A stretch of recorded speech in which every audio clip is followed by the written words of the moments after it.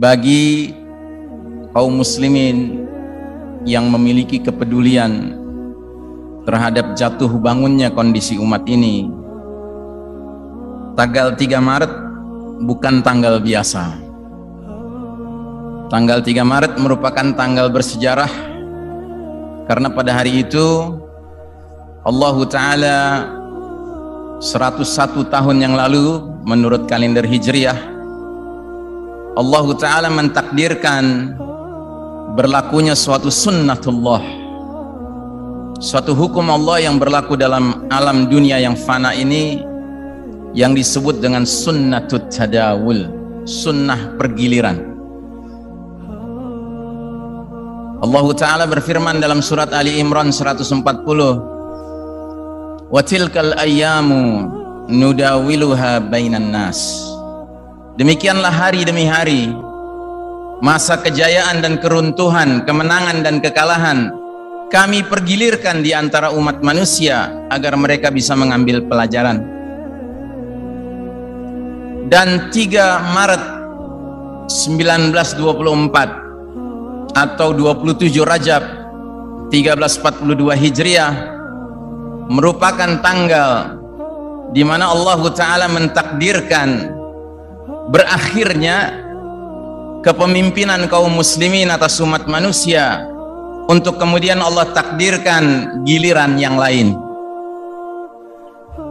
Giliran yang lain itu adalah kaum kafir barat, Eropa, Amerika, yang tiada lain adalah the Judeo-Christian Society, masyarakat Yahudi Nasrani.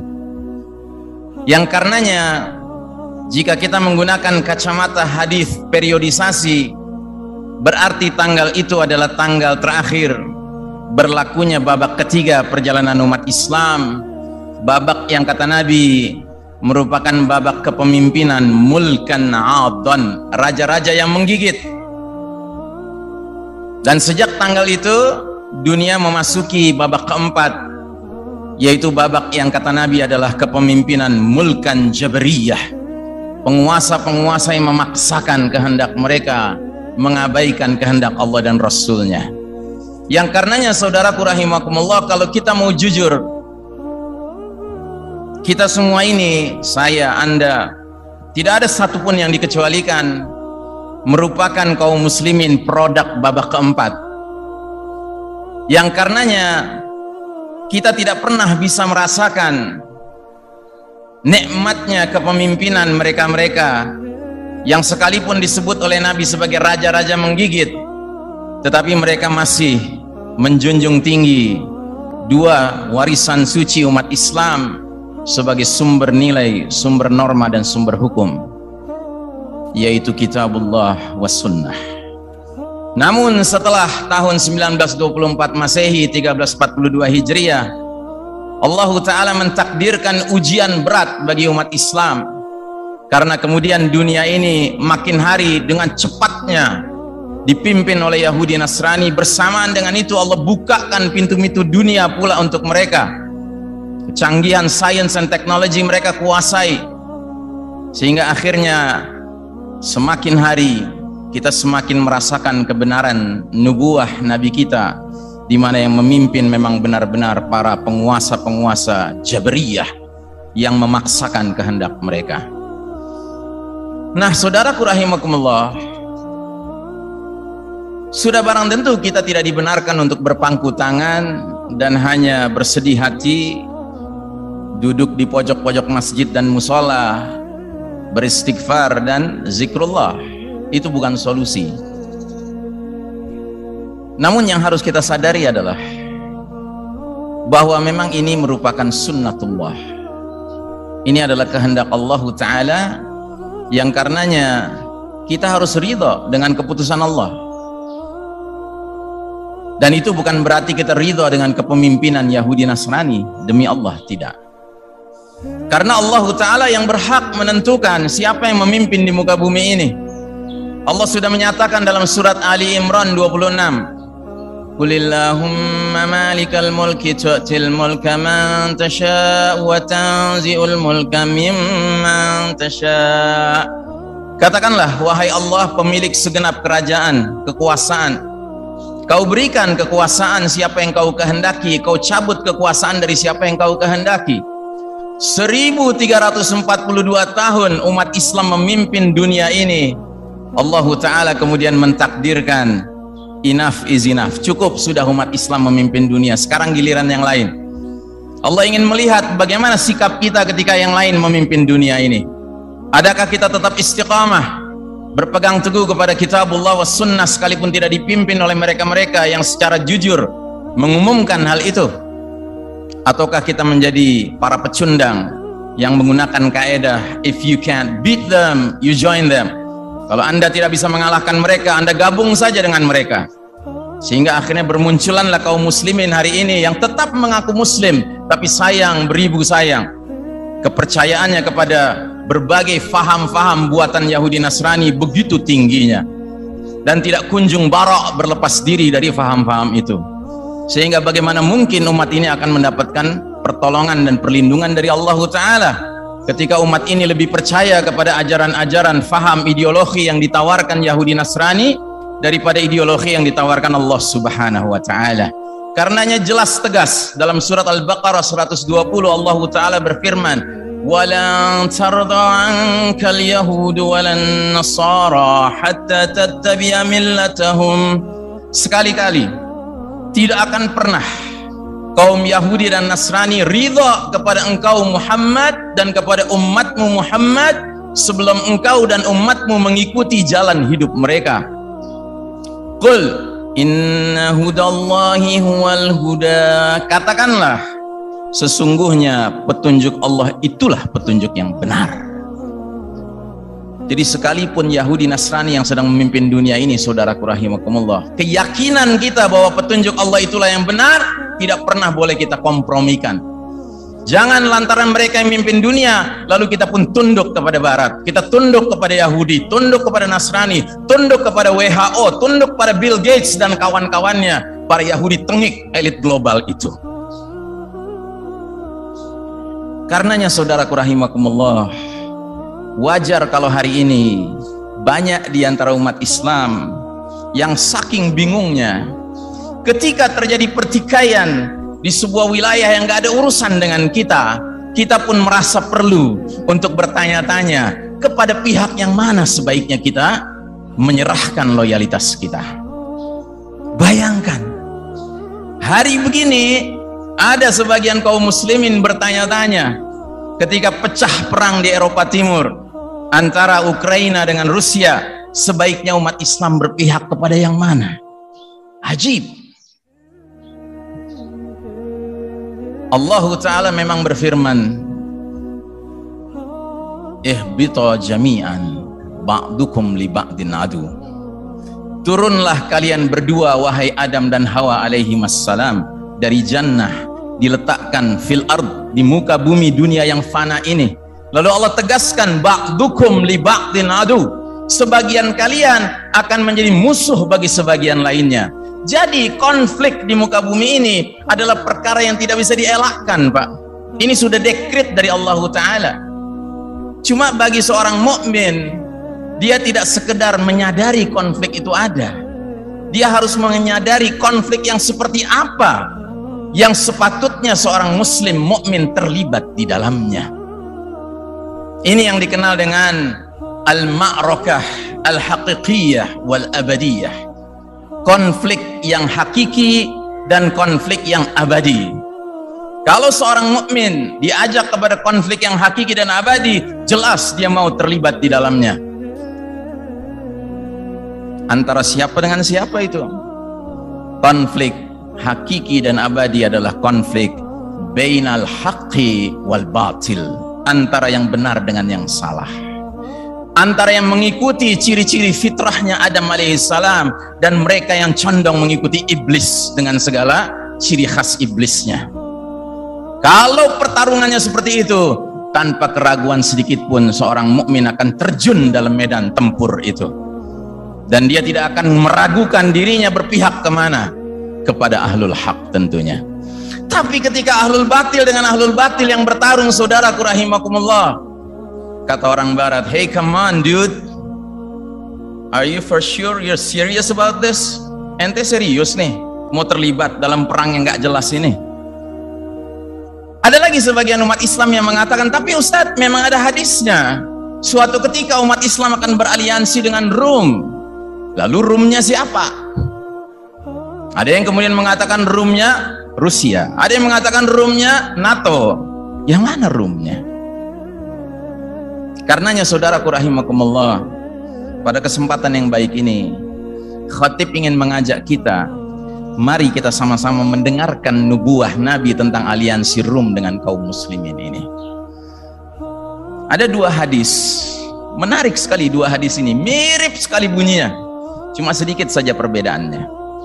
Yang pertama berbunyi, qala Nabi sallallahu alaihi wasallam, tusalihuna ar-Ruma sulhan aminan wa taghzuna antum wa hum aduwan min waraihim fataslamuna wa taghnamuna thumma tanziluna bimarajin dhi tululin fayaqumu ilaihi rajulun minar rumi fayarfa'u as-saliba wa yaqulu ala ghalaba as-salib fayaqumu ilaihi rajulun minal muslimina fayaqtuluhu fa inda dhalika taghdiru ar-rum wa takunu al-malahim fayajtami'una ilaikum fayatunakum fi 80 ghayah ma'a kulli ghayatin 10,000. Artinya, kalian umat Islam akan membuat perjanjian damai dengan Rum. Rum itu Romawi, Eropa, Nasrani. Kalian akan bersama mereka memerangi musuh di belakang mereka. Lalu kalian akan selamat, kalian akan memperoleh rampasan perang. Kemudian kalian tinggal di suatu tempat dalam perjalanan pulang, kalian tinggal di suatu tempat yang subur dan luas di Tulul.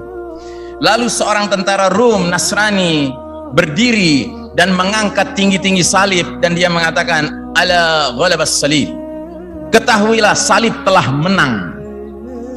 Kemudian bangkit seorang tentara muslim, dia bunuh Nasrani ini, dan dia di hadis yang lain dikatakan dia berteriak ala ghalaballah, ya kan, Allah telah memenangkan peperangan ini. Maka pecah kongsi antara kaum muslimin dengan Rum.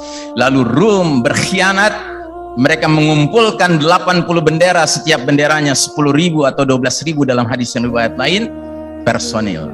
Maka terjadi perang besar antara kaum muslimin dengan Rum. Ini hadis pertama. Hadis yang kedua mirip sekali bunyinya, perbedaannya hanya sekecil saja. Innakum tusalihuna ar-Ruma sulhan aminan wa taghzuna antum wa hum aduwan min waraikum fatansuruna wa taghnamuna, dan seterusnya. Kalian umat Islam akan menjalin aliansi damai, perjanjian damai yang aman antara kalian dengan Rum. Lalu kalian bersama Rum akan memerangi musuh di belakang kalian, lalu meraih kemenangan, mendapatkan rampasan perang. Dalam perjalanan pulang di tengah jalan, kemudian ada seorang tentara Nasrani mengangkat salib tinggi-tinggi dan mengklaim salib telah menang, dipukul oleh tentara muslim. Tentara muslim berkata, Allah yang telah memenangkan. Pecah kongsi di antara Rum dengan muslimin. Selanjutnya Rum berkonsolidasi untuk al-malhamah, perang besar antara kaum muslimin dan Rum. Saudaraku rahimakumullah, menarik sekali pandangan Syekh Al-Mubayyad, penulis kitab ensiklopedia akhir zaman, yang mengatakan bahwa hadis ini akan berlangsung ketika umat Islam telah memiliki al-imam, pemimpin yang jelas, pemimpin yang clear, pemimpin yang dinubuahkan oleh Nabi Muhammad SAW. Siapa dia? Al-Mahdi. Sebab tidak mungkin aliansi terjalin antara dua pihak kalau tidak setara. Hari ini siapa yang memimpin umat Islam? Apakah Anda pikir yang memimpin umat Islam dalam konteks perang antara Ukraina dengan Rusia adalah pemimpin Chechnya hari ini, yang bisa mengerahkan 12.000 tentara muslim, yang sholatnya disiplin, yang jenggotnya segini rata-rata? Apa yang seperti itu?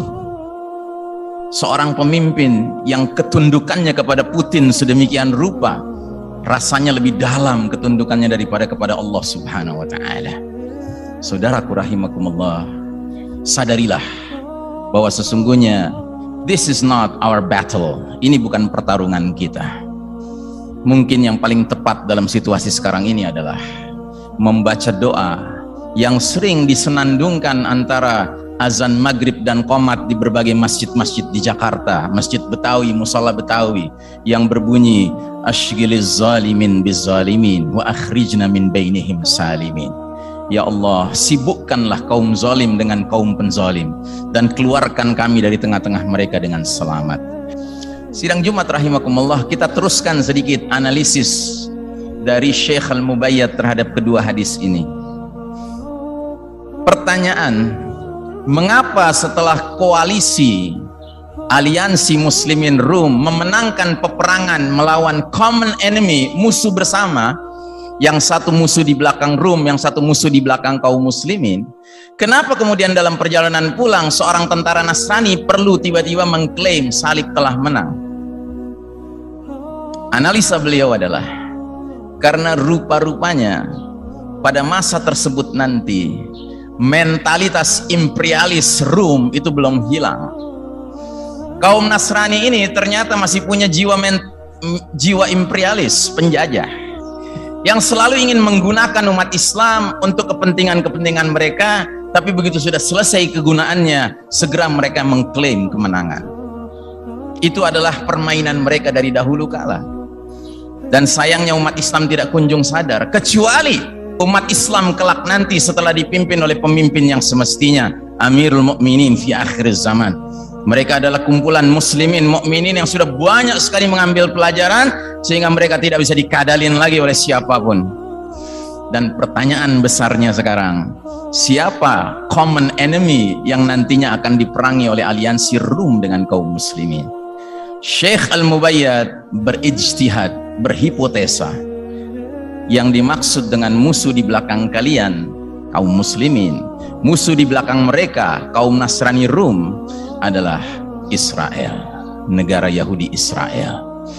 Jadi eradikasi, penghapusan negara Israel setidak-tidaknya menurut ijtihad Syekh Al-Mubayyad, penulis kitab ensiklopedia akhir zaman, akan terjadi setelah kaum muslimin dan Rum beraliansi memerangi Israel.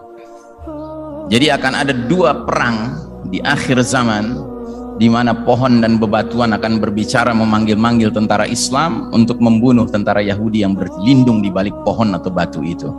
Yang pertama, eradikasi negara Israel. Yang kedua, ketika kaum muslimin sudah murni hanya kaum muslimin melawan kaum Yahudi yang langsung dipimpin Dajjal. Yang mana pada peperangan terakhir nanti kaum muslimin mendapat bantuan spesial dari langit, turunnya Isa ibnu Maryam alaihissalam, yang salah satu tugasnya adalah membunuh Dajjal. Saudaraku rahimakumullah, marilah kita bersabar menghadapi dunia ini, dan marilah kita menjadi hamba-hamba Allah beriman yang senantiasa mendahulukan apa yang harus kita dahulukan dan membelakangkan apa yang mesti kita belakangkan. Jangan sibuk mendahulukan perkara-perkara yang hakikatnya nggak ada urusan dengan kita. Dan ini sayang, seribu kali sayang, terjadi pada umat Islam berulang kali dalam berbagai kasus, ya. Kalau itu kasus yang sudah sampai menggunakan peluru, sudah menggunakan alat membunuh, ya. Tetapi kasus yang tidak menggunakan peluru, jadi kalau istilah di barat tuh ada pertarungan pakai bullets dan ada pertarungan pakai ballots, ya. Ballots itu kotak suara. Seringkali umat Islam ketika pertarungan kotak suara pun merasa perlu untuk berpihak kepada salah satunya. Padahal sesungguhnya pertanyaan besarnya, adakah memang dua pilihan yang tersedia itu ada salah satu di antaranya yang benar-benar ingin menegakkan kitabullah was sunnah? Saudaraku rahimakumullah, rasanya mustahil kita hidup di era mulkan jabriyah, kata Nabi. Berarti era ini akan menyaksikan munculnya para penguasa yang makin hari makin memaksakan kehendak mereka dan tidak peduli dengan kehendak Allah dan Rasulnya. Mudah-mudahan sekali lagi kita termasuk hamba-hamba Allah beriman yang sabar dan istiqamah menjalani era penuh fitnah ini, dan mudah-mudahan Allah Ta'ala memanjangkan umur kita sampai waktunya Allah datangkan sang pemimpin. Kalaupun tidak panjang umur kita, mudah-mudahan kita tetap menjalankan kewajiban kita meneruskan warisan suci ilmu akhir zaman ini kepada anak cucu kita. Karena kalau bukan kita yang berjumpa, mungkin anak kita yang berjumpa. Kalau bukan anak kita yang berjumpa, mungkin cucu kita yang berjumpa. Tapi yang pasti warisan suci ilmu akhir zaman ini harus kita teruskan kepada generasi selanjutnya, karena sesungguhnya cepat atau lambat babak kelima akan datang, dan babak kelima adalah babak berjayanya kembali Islam dan umat Islam di bawah kepemimpinan Amirul Mukminin fi akhir zaman yang dijanjikan itu.